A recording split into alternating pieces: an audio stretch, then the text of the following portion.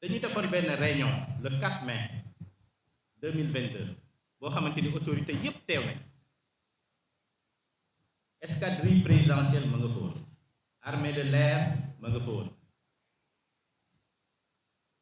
DSCOS ma nga fa woon CADAS ma nga fa woon urbanisme ma nga fa woon impôt et domaine ma nga fa woon aviation civile ANACIM ma nga fa woon ASECNA ma nga fa woon nous l'intersyndical les travailleurs on était là-bas dans la salle bi ñu pare on a dit que par rapport à ces antennes-là nañ leen réfléchir ci 5 solutions 5 donc ma wax leen solution yi benn par benn bu ci nekk am na avantage bu ci nekk am na inconvénient première solution dañu ne ci biir aéroport nañ leen jël antenne yi fu mu nekk ñu déplacer ko tuuti ci beneen lieu ñu def fa antenne yi loolu mooy première solution deuxième solution ñu ne nañ leen xool est-ce que c'est possible ñu indi ko hangar pèlerin mooy fi ndaw si bëgg antenne yi bëgg indi antenne yi ñu ne nañ leen xool est-ce que c'est possible ñu indi ko foofu oui ou non troisième solution ñu ne nañ leen jël antenne yi ñu yóbbu ko Diass teg ko foofu muy servir centre régional de navigation aérienne pour les contrôleurs cinquième solution ñu ne nañ leen jël antenne yi ñu implanté ko fi ñuy tuddee équipement boo xamante ni DVOR ba ma nga fa DVOR bi mu ngi ci biir aéroport bi soriwul Ernam trop ñu ne nañ leen ko teg foofu ci ginnaaw hangar bi la pour ñu xam aéroport bu baax cinquième et dernière solution ñu ne nañ leen jël antenne yi jëlaale centre régional de navigation aérienne centre de contrôle ñoom ñëpp ñu déplacé leen yóbbu leen Diass waaw léegi ñun le temps ñuy réfléchir di ut solution et tout ça madame Aïssa Fissi taxaw fu mu taxaw rek depuis longtemps hangar pèlerin ou rien hangar pèlerin ou rien alors que proposé nañ 5 solutions donc y a anguille sous roche wala boog moom dafa am ay argument yoo xamante ni kenn comprendre ko na wax argument yi technique yi parce que ñun argument technique la ñuy génne duñ fi génne leneen depuis loolu nag génnewu fi argument technique de day bluffer rek day bluffer président premier ministre ministre ministre transport aérien bluffer directeur général ASECNA mais comme j'ai dit ñun moom mënuñoo bluffer léegi ci biir hangar boobu li ci gën a doy waar ñun defoon nañ ci benn sortie pour fustiger les 557 parcelles yi nga xamante ni dañ ko morcelé woon mu représenté 20 hectares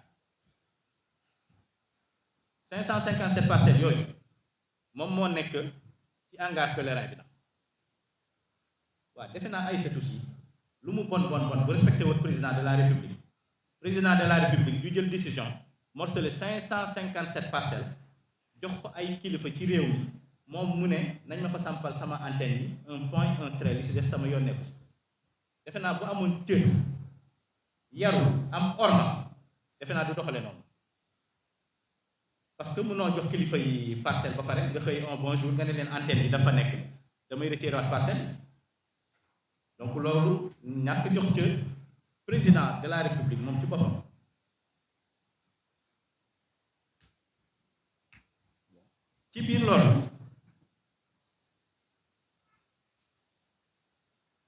ci biir loolu ñu ne li gën a baax sax mooy ñu jël antenne yi solution bi ñu proposé ñun travailleurs da nga xamante ni ay argument technique la ñuy indi mooy nañ jël antenne yi fu mu nekk nii daal ñu yóbbu ko Diass loolu mooy solution parce que antenne yi bu nekkee Yëmbal dox antenne yi nekk Rufisque dox antenne yi bu demee Diass day dox avec la technologie dafa avancé léegi antenne yi waxuma la foofu sax boo ko yóbboon Koulikoro sax muy servir centre régional de navigation aérienne le centre de contrôle dafay dox donc amul kenn ku nu mën gëmloo que ni antenne yi bu nekkul ci hangar bi du dox amul te bu nu ko yóbboo Diass sécurité aérienne bi dafay continuer contrôle aérien bi dafay continuer amul dara luy gàllankoor le bon fonctionnement des antennes buñ ko yóbboo jas amul te buñ ko yóbboo jas solution yi ñuy proposé y en a 3. Premièrement mooy antenne yi nañ def de telle sorte que ñu boole ko avec ce qu'on appelle la VSAT. VSAT dafa nekk benn genre parabole bu ndaw rek boo xamante ni dañ koy war a mën a utiliser pour les besoins de communication tout simplement. boo leen bëggee terre à terre VSAT dafa mel ni ma jëloon sama téléphone bii ma dem ba benn instant bëgg yokk capacité bi bu mu bëggee yokk capacité bi nu may def carte mémoire laa jënd rek yokk capacité bi c'est très simple. Donc VSAT boobu moom moo gën a assuré d'autant plus que c'est un produit qui appartient à l'ASECNA. ASECNA daf koy contrôler du début à la fin amul benn perte.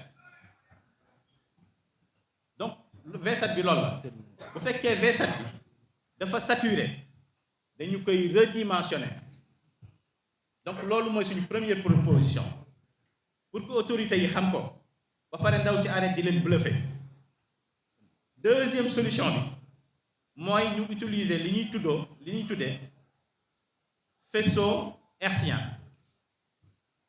Faisceau hertzien moom moo doon doxal antenne yi nekk Rufisque antenne d'émission yi di ravitailler contrôleurs yi nekk centre de contrôle régional au Serena muy dox normal ba nga xamante ni benn instant dañu tabax benn immeuble bu mag a mag bu ñëwee dal ci émission bi du dem bëgguma ko tudd pour éviter la publicité. bi loolu amee ASECNA nu mu def dafa louer li ñuy tuddee une ligne spécialisée boo xamante ni dafay jaar ci benn opérateur économique opérateur téléphonique je veux dire téléphonique bu jaaree ci opérateur téléphonique bi da koy doon liste spécialisée boo xamante ni comme son nom l'indique moom rek moo ko moom bokk ak kenn. te actuellement nii loolu la ñuy utiliser entre Rufisque ak fii Dakar. ASECNA di ci fay plus de 20 millions par mois et ça marche très bien. Donc troisième solution bi kay mooy jël ligne spécialisée auprès d'un opérateur téléphonique. léegi xanaa duñ mën a ñetti solution yooyu yëpp benn baaxu ci ñun au moins proposé nañ ay site proposé nañ ay solution waaw léegi ndaw si taxaw fu mu taxaw rek ne hangar pèlerin pour rien au nom de quoi. léegi ñun li ñuy wax par rapport à ça c'est très simple boobu ba léegi moom mi ngi focaliser wu ci hangar pèlerin alors que antenne yi mu nekk fa mu bañ fa nekk dafay dox parce que le moyen primaire de communication c'est le CPDLC contrôleur pilot data link communication. li may wax benn contrôleur yi ñuy toog mën na ko dëggal te man contrôleur laa woon donc li may wax xam naa ko bu baax c'est le moyen primaire de communication. boo leen bëggee xam lan mooy CPDLC mooy li gën a simple ci àdduna damay jël sama téléphone yow journaliste bi ma envoyé la SMS nga répondre loolu mooy CPDLC en langage clair. mooy yow avion nga da nga bëgg a yéeg sa message c'est préformaté nekkul foofu sax ngay tapé da ngay ubbi sa téléphone rek comme bu ñu la woowee nga balancer je te rappelle je suis en réunion defar nañ ko sa téléphone ba pare yow jaru nga koy tapé. C'est la même chose ce qui se passe au contrôle. Tous les messages sont prédéfinis. yow avion bi da nga naan da nga bëgg a yéeg cliquer benn bouton mu ñëw ci contrôleur bu ñëwee ci contrôleur bi xool trafic am moom it mu wax la yéegal bu fekkee baax na bu baaxul mu ne la bul yéeg. loolu mooy CPDLC loolu mooy moyen primaire. Maintenant bu CPDLC bi doxul nag si la ñuy wax contrôleur bi léegi yow jëlal sa micro nga utiliser HF bi ak antenne yi nga soog a wax ak avion bi. Mais au jour d'aujourd'hui plus de 95% des avions sont équipés CPDLC et le centre aussi est équipé par rapport à l'équipement adéquat. Donc est-ce que foofu am na problème boo xamante ni ndaw si dafa taxaw rek ne moom hangar pèlerin ou rien. Donc nous disons d'une façon claire et nette hangar pèlerin du fi am tey du fi am suba du fi am gannaaw suba pour mu leer une bonne fois pour toutes.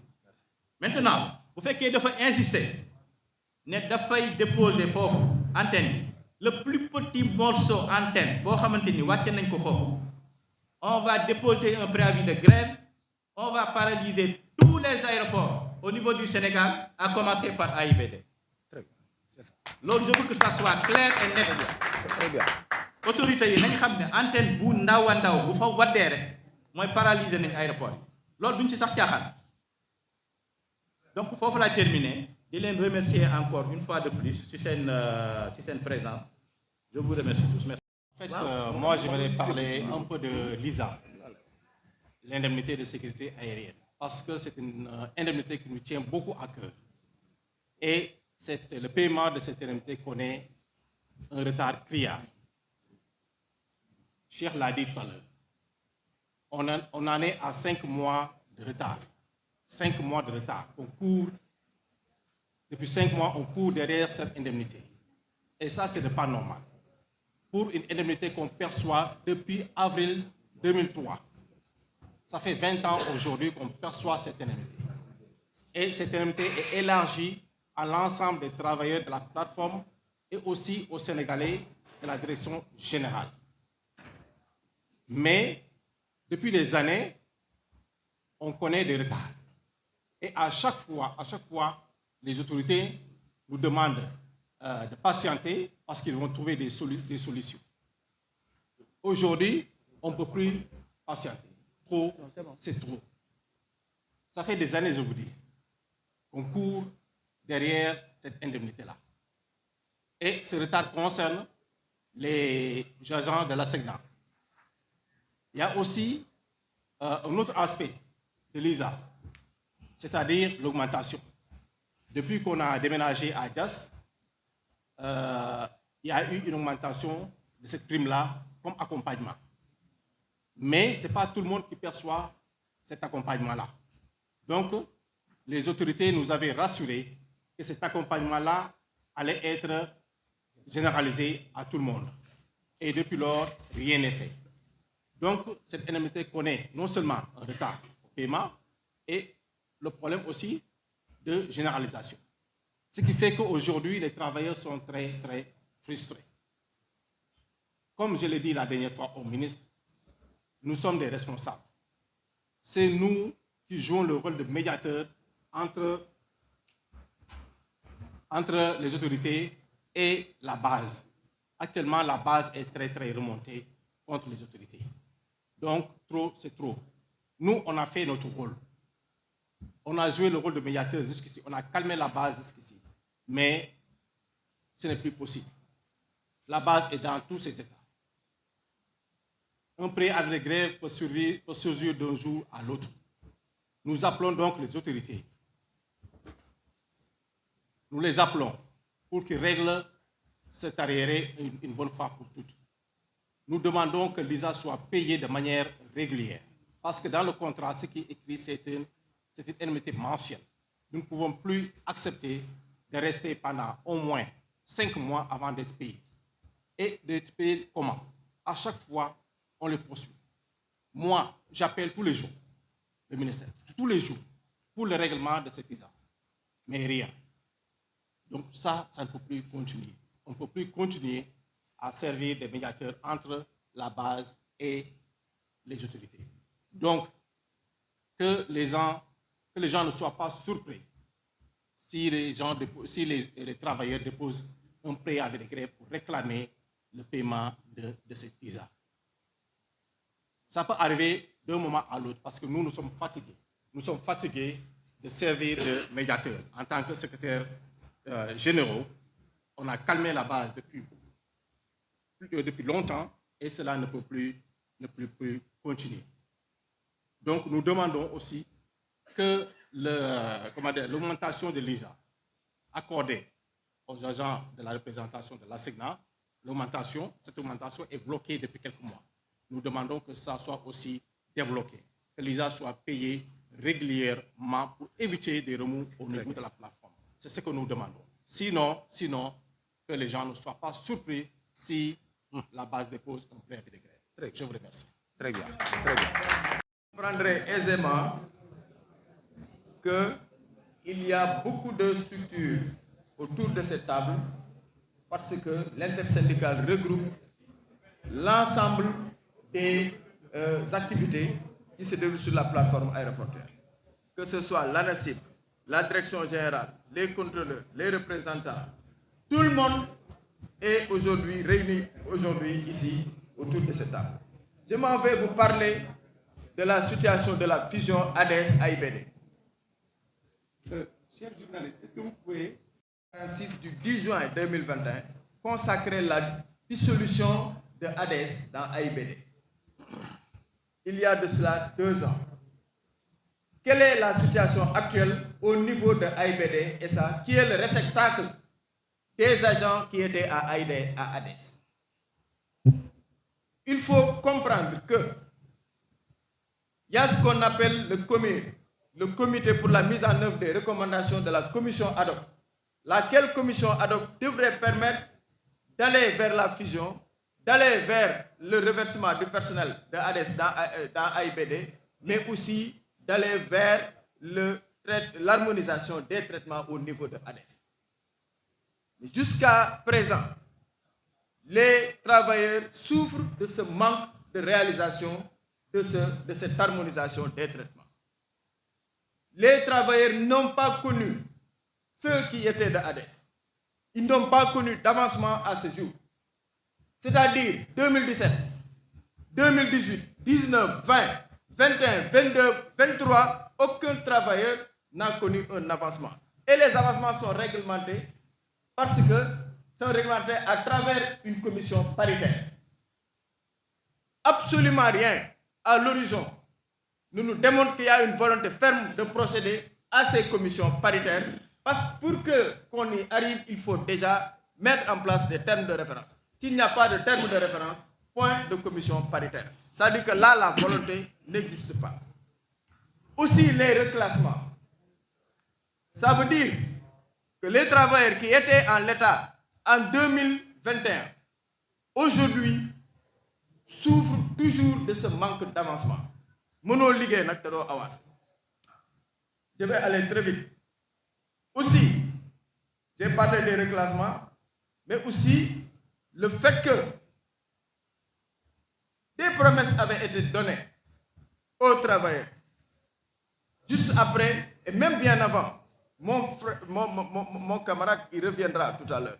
Moi, je me demande aujourd'hui, si le président de la République prend une décision et que cette décision manque d'être réalisée, on est en droit de se poser la question, mais que vaut la parole du président de la République si elle ne peut plus être réalisée? 80 hectares ont été octroyés aux travailleurs. Par la suite, on nous parle de 50 hectares. Aujourd'hui, on nous parle de Thiès Nord. Nous demandons que les directives qui ont été données par la plus haute autorité de ce pays soient respectées à l'endroit des travailleurs. Ça, c'est une exigence. Vous avez tout à l'heure vu les contrôleurs parler. Vous avez vu les techniciens parler. Les exploitants sont en train de parler. D'autres prendront la parole. Nous sommes en train d'alerter parce que nous sortons rarement. Mais si nous sortons, c'est parce que la situation elle est critique. Et arrivé à un moment, nous ne pourrions plus retenir donc les travailleurs par nos mains, nos frêles mains, nous les laisserons agir, c'est-à-dire qu'une plateforme revendicative sera déposée et un préavis de grève en conséquence. Très bien.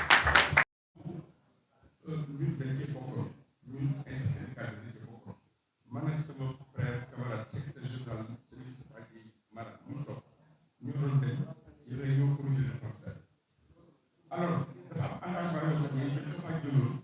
pour accompagner les travailleurs à faire un transfert en douceur. Accompagnement bi naka la waroon demee dañu woon parce que suñu liggéey dafay nécessité à ce que ñu jógee suñu bérébu liggéeykaay maanaam ñun technicien ingénieur contrôleur météo et cetera dañ ci waroon teg rek mu saxaar. avion boo xam ne dafa am ñu wan ko dañoo war a gaar ñu ngi ci Dakar jël ci wan ñu avion boo ministre bi lay jox assurance rek. moo tax ñu laajoon ñu octroyé ay des à côté de AIBD président de la République bu dëgg yàlla nangu woon na ko ba jox ñu nangam ci ay hectares bu ko defee ñu dem jéggi ñu suñu aéroport waaye xam nga 2017 léegi yàgg na booba léegi si dal de juguñ ci ba fi démb nag am na kilifa yoo xam ne ñoom ñoo ngi affaire suuf te ñoom ñoo war a diligeante projet boobu am naa ñu ma ci jokkool ñu ciy waxtaan waaye daal c'est pour dire que mbir mi dafa yàgg te léegi liggéeykat yi xaar bi dafa da cee commencé dimbali ay te li si doy waar la si doy waar dañoo dégg leen ñu ni am na ñeneen ñoo xam ne ñu ngi koy jox man am na ay yoo xam ne sax dañ maa indi ay notification war na ko ni ma voilà ñun yeneen toog di xoolee ñu jox ñu dàkk ko alors c'est vrai que dàkk ko ba ñu ngi koy wax am na ay tool yu fa amoon benn moment ñu dig ñu dem ñu def beneen localité yu tudd Thiès Nord foofu aussi ñu ngi si dox waaye ba léegi amul benn kii boo xam ne jot na ko moo taxoon nag ñu ne vraiment laaj na ñu jóg pour affaire boobu nag ñu xam ci kenn parce que aussi yàgg na trop te ñu amul koo xam ne yàlla jiitu nañu ñu liggéey aéroport amul kenn koo xam ne jiitu nañu pour ñu am ci dàkk xol ba parce que dàkk xol ba dafa jege suñu bëri liggéeykaay te ba ñuy nekk si comité de transfert bi waa APIX dañoo defoon benn étude wax ni ñoom dañuy taxawal dañuy construire benn corridor boo xam ne dafay jógee ci surtout dàkk xol ba pour ñëw ci aéroport bi corridor boobu ku jël en 5 minutes boo jógee si su dàkk xol ba en 5 minutes da ngay ñëw ci aéroport donc loolu vraiment bi nga xamee ni mbir mi taxaw na ñëpp noo marché d'accord ni dàkk xol ba bi vraiment uniquement pour liggéeykat aéroport bi parce que jege na suñu bëri bi liggéeykaay de leur permettre ñu réagir le plus rapidement possible mais ñu ngi jël suuf soosu yëkkati ko da ko jox yeneen nit ñoo xam ne liggéeyuñu aéroport jegewuñu aéroport loolu yëpp nag dañ ko tënk vraiment temps bi dafa xat moo tax mun nga cee développé mais de lu ñu naan dinañ ci taxaw kenn comme ni sama camarade yi waxee pour que loolu mu sotti le plus rapidement possible parce que aussi 6 ans 7 ans bari na ko ci xaar voilà Cheikh Amar loolu laa bëggoon wax ci point. donc Cheikh comme ni nga ko waxee rek su ngeen dégloo li ñu fi dajale mooy wax nañu lu jëm ci wàllum antenne yi nga xamante ni représentation de l'ASECNA madame Aïssatou Sy wax na ne ni foofu am na fu mu bëgg def ay antenne syndicat yi nee nañu ko loolu d'accord ñu ci loolu wax nañu leneen li ci desit te waxuñu war a ni que doo ko def mais mënul nekk loolu mooy li am Cheikh nag fi ñu toll nekkatuñu ki bu ngeen xoolee secteur aéroport fépp am problème soo demee AIBD am nay problème soo demee c'est-à-dire Souma Lumac am na problème ASECNA am nay problème mais finalement donc ñi ñu confier secteur bi mais waratuñu nalaw ñoom si vraiment président daf leen fixé indi leen ci secteur bi pour ñu am ay résultats mais fii ñu toll nii tembe amatuñu ku ñuy waxanteel moo tax may lancé di wax ni ñun président Macky Sall lañu bëgg mu wax ak ñun parce que bu fekkente ni am nga ay interlocuteurs di wax ak ñoom mënatuñu régler ay problème mënatuñu jël dara demul fenn mais à l'heure actuelle doon def si bëgg dem nañu intersyndical bi jóge Mbour dem séminaire gan waroon daje ak le ministre jusqu'à présent amoo sax koo xamante ni mais di ko mën a gis pour mën a wax ak moom li nu mën a jël ci ay problème yu nu mën a régler ñu régler ko mais loolu amul bu loolu amulee nag nous sommes obligés wax ni état bi président nanu dimbali mu wax ak ñun mu recevoir intersyndical parce que lii du ay caaxaan moom xam na bu baax secteur bi ba mu doonagul président ba bi mu ko doonee xam na secteur bi li may wax moom bu ko xam na ko ñun xam nañ ko waaw di ko ndokkeel nag ndax secteur bi président yi di jaar Sénégal yi maa ngi koy wax di ko waxaat tout le temps ma ko li mu def aviation kenn defagu ko nag waaye nag amatuñu interlocuteur bëgguñu yëf yi dem ci mbedd mi bëgguñu nit ñi moom mu bëgg tukki mooy loolu élection yi fi jaar xam na ñun aéroport la nekk li ñu xam ci réew mi bare na ndaw talante lépp buy xew ci réew mi fi dañuy fekk ñu ngi ñaan que le président mu recevoir ñu ci nu mu gën a gaawee mbiru ay madame la représentante de l'ASECNA nag ay caaxaan la xam ngeen ni Sénégal fii mu toll ni mu méttee ñuy am ay problème fay prime ay salaire ay aéroport bi nekk ci danger xoolal contrôleur bi nekk ci kaw jaww ji di contrôler avion bu def presque 700 et quelques personnes ou 1000 et quelques personnes nga ñëw ci tartan fekk la nit ñi ñu leen di exploité ba jas ubbee ba léegi am na jigéen ñoo xam ne dee nañu am na ci ñoom leen dañ leen dañu mujj doon leen ketal laata ñuy dee léegi ñu jël budget bi naan budget bi rafet na jël ko confié ko di lekk xaalisu aéroport bàyyi sénégalais yi ñu am ay jafe-jafe ñu am lu ñu bëgg ci liggéeykat yi boobu ak léegi di ci waxtaan dara sottiwul terrain yu ñu doon laaj liggéeykat yi jotuñu ci augmentation 50 000 francs yi liggéeykat yi jotuñu ci amul dara les gens dañuy sacrifié wu 70 kilomètres dañuy def Dakar aller retour Diass Dakar chaque jour kan moo ko mën ban yaram ak attan loolu ay nit ñu liggéey ci biir Diass ay sénégalais ba Covid 19 ci ñoom lañ njëkk jaar ñooñu lañu ketal wàññi suñu ay salaire ñu nangu ko dem bay fay ko 60% 50% la du fay premier salaire demande 60% 60 quelques minutes c'est-à-dire ay sacrifice yu énorme kon nag secteur bi ginnaaw fii ñu toll amatuñu interlocuteur ñu ngi ñaan président mu bañ a àtte ci mbedd mi Sénégal li ko yàq nag léegi mooy li ñuy wax rek da ngay ñëw toog wax ñu ni voilà bon vraiment président li wax ñoom seen nangam ak nangam après bu ëllëgee bu amee ay incident am ay problème y avait pas longtemps bi nit ñi grévé am na ñu bëgg wàcc Sénégal bu ñu wàcc ay sénégalais Gambie noonu mujj wàcc ñaan ñu wàcc Cap-Vert kon ci kaddu intersyndical yépp wax nañ ni président Macky Sall léegi moom la ñuy waxanteel li nga xamante ni moom lañ wax ci problème mu Serena bi wax nañ ko jox nañ ko argument yi document bi am ngeen ko fii ak 1er mai ñu ngi wàcc assemblée générale extraordinaire boo xamante ni Cap Skirring Saint-Louis Ziguinchor Tamba Dakar ñun ñëpp dinañ daje comme ni ñu ko defee ci France ñëpp daje suñu mandaté le même jour même bu dee jour 1er mai la aéroport bi dinañ ko paralysé ci kàttanu yàlla suñu borom incha allah nañ ko doon defee loolu mooy kaddu intersyndical ñuy exiger nag que le président ci nu mu gën a gaawe mu toog ak leader yi loolu moo ñu gënal mais am na loo xam ne dafa metti ah Ousmane Masseck Ndiaye jaaroon na fi ministre bu jàmbaare la Thierno Alassane Sall bii ngeen di gis nekkoon na fi suñu ministre mais dafa doon régler yu bare